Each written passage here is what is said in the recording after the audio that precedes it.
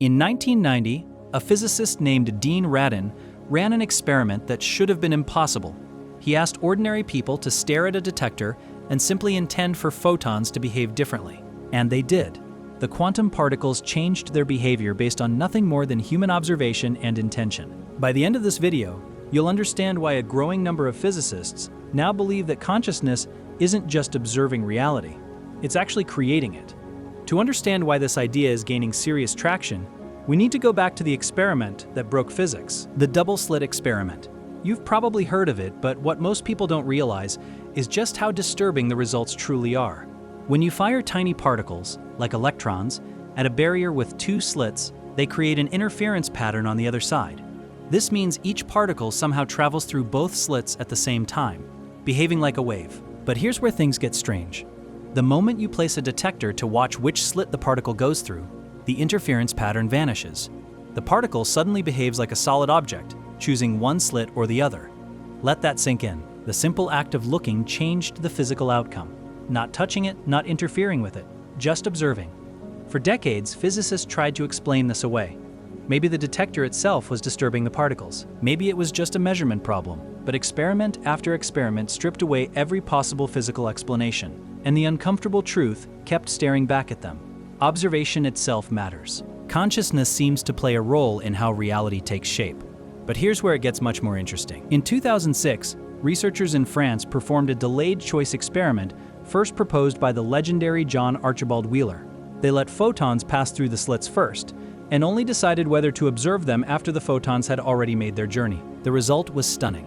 The decision made after the fact still determined how the photon had behaved in the past, as if the photon somehow knew what the researchers would decide before they decided it. This isn't science fiction. This was published in respected physics journals and has been replicated multiple times. The implication is staggering. Conscious decisions made in the present appear to influence events that have already occurred. Now, the mainstream physics community has long resisted the idea that consciousness is fundamental. The dominant interpretation, called the Copenhagen interpretation, says the wave function collapses upon measurement, but it deliberately avoids defining what counts as a measurement. It's a convenient gap, and some physicists have started calling it exactly what it is, a gap where consciousness is hiding in plain sight. If you're finding this as mind-bending as I think you are, consider subscribing. We explore ideas like this every week, and it only gets deeper from here. One of the most respected physicists to take consciousness seriously was Eugene Wigner, a Nobel Prize winner. He argued that the equations of quantum mechanics are not consistent without including consciousness as a fundamental component, not as a side effect of brain chemistry, not as an illusion, but as a basic feature of the universe itself, like gravity or electromagnetism. And Wigner wasn't alone. John von Neumann, one of the greatest mathematicians who ever lived, came to the same conclusion decades earlier.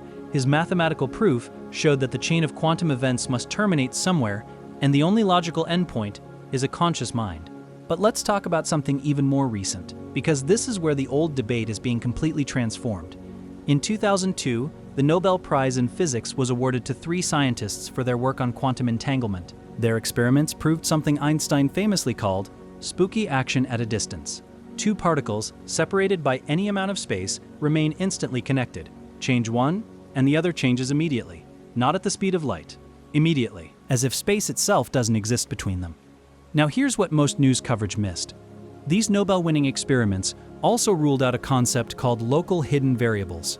In plain language, that means there is no secret pre-programmed instruction telling particles how to behave. Reality, at the quantum level, does not exist in a defined state until it is observed. Read that again. Reality does not exist in a defined state until it is observed.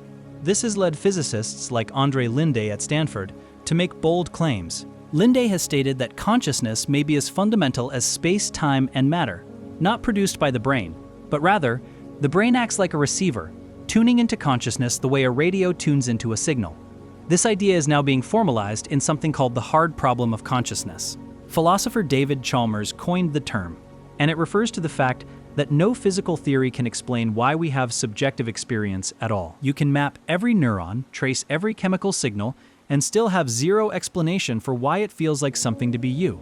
Some physicists are now proposing that the answer is simple. Even if it's radical, consciousness doesn't emerge from matter. Matter emerges from consciousness. This framework is called idealism, and it's no longer just philosophy.